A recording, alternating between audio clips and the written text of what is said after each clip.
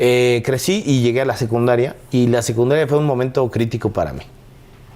Se divorcian mis papás cuando tengo 11 años, que es justo cuando estás en esa transición de dejar la secundaria y entrar a de dejar la primaria para entrar a la secundaria. Pregunta, ¿se llevaban muy mal? ¿Había muchas broncas en tu casa? ¿Cómo era el rollo de pareja? Ya estaban muy mal. Sí, había ya muchos problemas, ya no había... Mira, pasamos de ser una familia unida y hasta ejemplar, podría decir, ¿no? Mi papá es una persona que ha sido siempre muy estricto, muy disciplinado, y que le aprendí muchísimo en esa etapa, porque yo nada más viví con mis papás, digamos, 11 años. Juntos. Teniéndolos, sí. Como una vida normal, digamos, ¿no? Que mi papá trabajaba, mi mamá en casa, yo iba, venía. Y ¿tu mamá trabajaba en su casa, en la casa? En la casa, era ama de casa. Y me acuerdo que de pronto empezaron los problemas. Solamente pasaron los 15 años de mi hermana, que fue una super fiesta y familia. Y pasando eso, vinieron problemas. Y se volvió algo muy fuerte. Y yo me acuerdo que no había como comprensión. Había muchas dudas, muchas preguntas, pero pues ellos nunca nos explicaron nada. Simplemente decidieron separarse, mi mamá se fue de la casa. ¿Les dijeron? O sea, ¿hubo un momento de, a ver, niños, queremos hablar con ustedes o nada? Pues a la malagueña. O sea, la malagueña, ya sabes, o sea, cuando ya te das cuenta como niño de que algo no está bien y que hay gritos y que hay insultos y que ya no duermen juntos tus papás, empiezas a ver esas cosas, dices, algo no está bien. Pero desgraciadamente no hubo una comunicación. Mi hermana, a lo mejor, no sé qué haya pensado, ella tenía 15 años, yo 11, pero lo que sí supimos es que de pronto mi mamá se fue. Y mi hermana y yo quedamos de alguna manera varados. Y... qué difícil.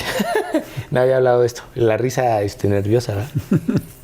Y entonces, al no saber qué estaba sucediendo, yo me volví muy inseguro y muy introvertido. Entonces, cuando entro a la secundaria, pues la secundaria es muy fuerte. Sí. Porque vienen cambios físicos, hormonales, y no había alguien que te dijera qué estaba pasando contigo, y con la vida, y con tus papás, y con muchas cosas. Y te digo, no culpo a mis padres porque sus razones tuvieron para hacerlo de esta manera. Y entonces, pues me enfrenté desde muy chico a la vida, digamos, ¿no? Con comodidades, porque tenía un hogar, porque tenía comida, pero no fue por mucho tiempo. O sea, de repente yo llegaba a la secundaria y yo veía que nunca fui ni el más... no resalté en un área, digamos, ¿no? Entonces, no figuraba en nada. Y me acuerdo que todos mis amigos, ya sabes, ¿no? El atlético, el galán, el estudioso, el que destaca en esto, y yo, sombra gris. No me escogían cuando había equipo de educación física. Era como de, dame a Raúl, dame a Perengano, dame a Armando, quédatelo tú. ¡Ay, qué horrible eso! Ser el último que te escogen de los equipos. Entonces, todo eso hacía inseguridades en la colonia, en la cuadra donde yo vivía. Me juntaba con un grupo de chavos y como igual no figuraba mucho en el fútbol, cuando me juntaban las canchitas, no me escogían. Tenía apodos, me decían el trompas, por los labios gruesos. Entonces me decían que, pues, pinche trompudo. Y esas cosas... Que eso después con las mujeres ayudó, me imagino. Sí, después ayudó. Pero en el momento, sí. Tú sabes trompas, que era... ¿Cómo más te decían? El trompañero. El trompañero. Trompas y trompañero fue como que lo más marcó. Y luego me llené de barritos. No, una cosa crítica. Pero justo en la secundaria, no veo a mi mamá, mi papá, te digo, andaba en su trabajo. Mi hermana decide juntarse con su pareja de ese entonces y yo quedo ahí varado. ¿Tu papá y tú viviendo solos? Sí. Entonces yo me encargaba de la comida, de todo, del hogar y de mis estudios. Y me acuerdo que, pues, entonces imagínate en la secundaria de que al final, a la salida era de, vámonos de tardeada, o va a haber fiesta en tal, o trabajo en casa de no sé quién. Yo tenía que correr por la ensalada de mi papá porque era vegetariano en ese entonces. En el mercado la vendían hasta cierta hora y se acababa, entonces tenía que salir corriendo a la secundaria a comprar las cosas. Tenía que ir a hacer de comer. Era la época de las micheladas, de la secundaria. De la secundaria, de tener novia, y pues no, yo no era atractivo, o sea, ni me sentía. Y yo llegaba con una inseguridad de hablar a las chavas y era como, pues todo cohibido. Y me acuerdo que, pues, tenía un súper amigo, Rafael, y con el que me llevaba, con el único que me llevaba bien. Y era con el que me entendía, pero fuera de eso, no había otra cosa más que escuela y de ahí a lo de mi papá, y luego conseguí un trabajo y me iba a trabajar, volanteaba en el centro, trabajaba en una tienda del centro. ¿De qué eran los volantes? De una tienda de ropa, de una fábrica de ropa de familiares de mi excuñado. Me dieron oportunidad ahí de trabajar y entonces yo me iba para todos lados. ¿Y eras de los que sí dejabas uno por uno o dejabas bonchecitos? No, mi papá me enseñó a ser muy, muy honesto, entonces siempre entregaba uno por uno. Y lo que me tardaba, yo sabía que ganarme 100 pesos era una joya. Y luego, bueno, ¿Qué hacías con tu dinero en ese momento? Pues a la escuela, para la escuela. O sea, no sobraba. No sobraba, tampoco faltaba, pero ayudaba. Ok. Hubo un momento en el que discuto con mi papá, muy fuerte, y me salgo de la casa. Y dejo todo. ¿Pero por qué se pelearon? Por un malentendido, por tonterías, porque se hizo un chisme y pensó que nosotros lo estábamos atacando a él en relación con lo que tenía con mi mamá. Discutimos muy fuerte y yo decidí salirme. ¿Pero cuántos años tenías? Como 13, 14, no me acuerdo. Estás muy chiquito. Entonces me salgo, me acuerdo que me salí en mi bicicleta y un demonio de Tasmania, de Space Jam, me acuerdo, que tenía. Y era como mi amigo, era con el único que hablaba. ¿Y traías una backpack? Una mochila y ¿qué te ahí echaste? Nada más al TAS. Y me salí. Ni una chamarra. Nada, no lo pensé. O sea, mi instinto fue como que estaba muy enojado con mi papá en ese momento y dije, me voy, pues me voy, ¿no? O sea, porque ya sabes, estas discusiones que de repente decían, no, hasta que cuando tú te mantengas vas a poder hacer lo que quieras y ya sabes, y uno en el orgullo de, pues sí, pues va, y que pues me ese día salgo. soy. Ese día llegó y que me salgo. Madres.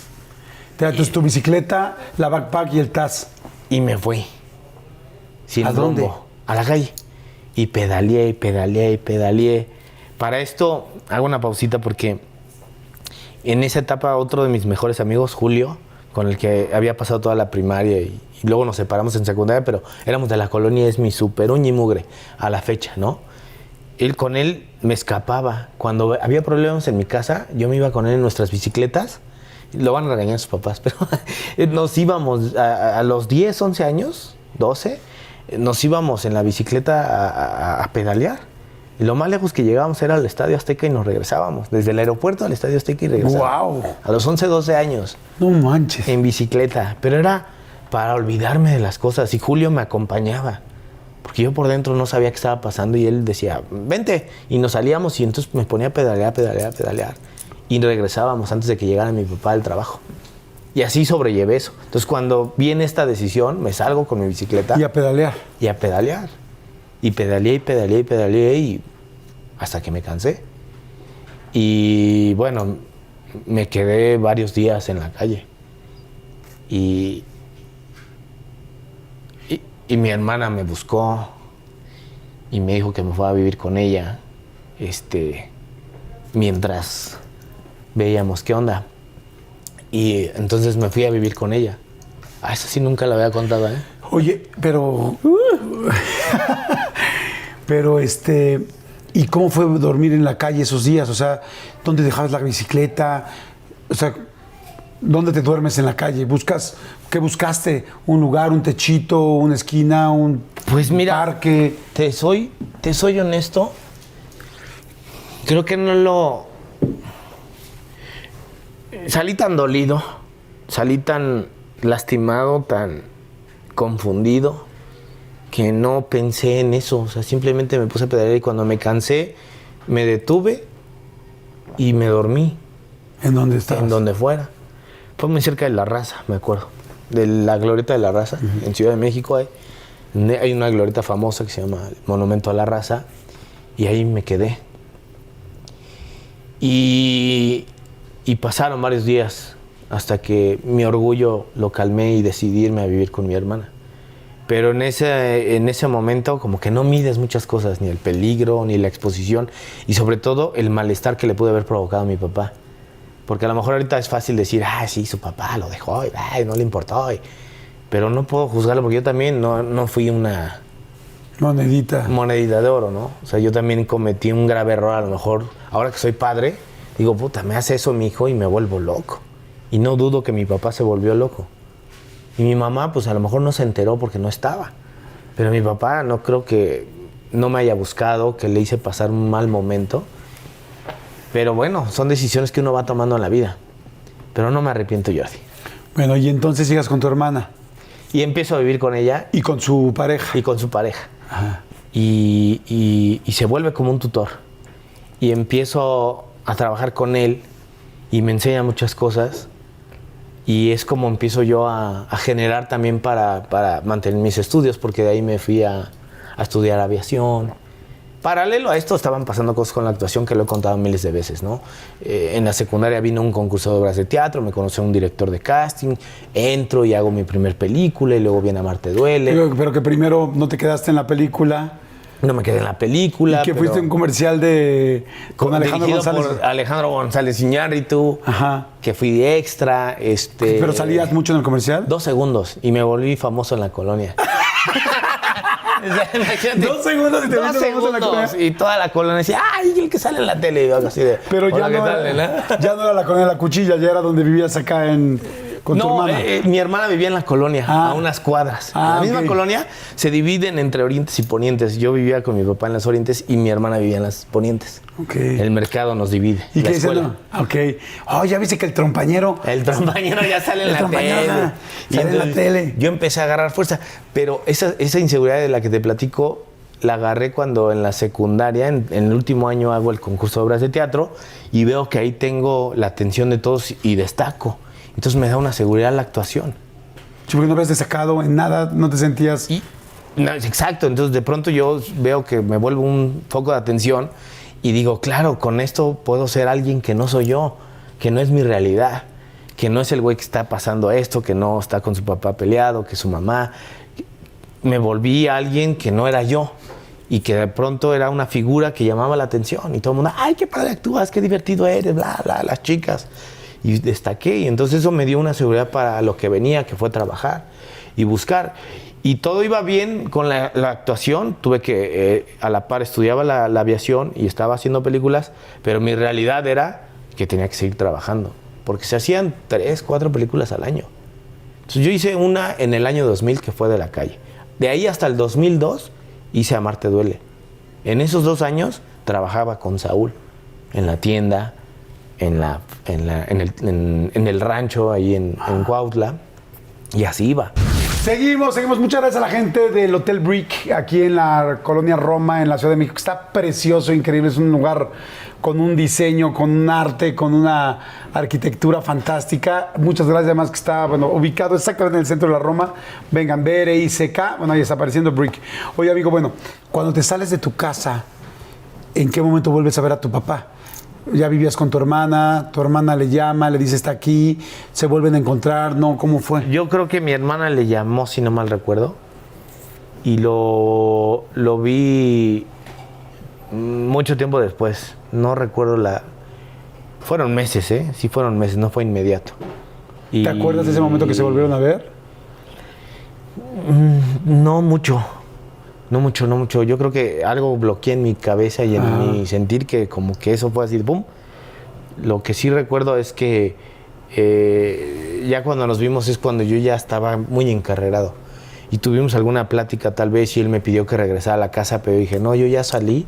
Y algo que él también me había enseñado y que se me quedó muy grabado fue eso. El día que tú te mantengas, haces lo que quieras. Y yo quería hacer lo que yo quería. Entonces dije, pues me voy a mantener a como dé lugar y voy a hacer lo que yo quiero. Y que era estudiar aviación. Y luego la vida me da oportunidades de estar en la actuación y dije, quiero actuar también. Entonces estaba ahí en ir y venir entre la actuación y la aviación y trabajando con Saúl, y entonces fue como muchos momentos muy locos en la vida, pero que me fueron ayudando para ir creciendo, ¿no?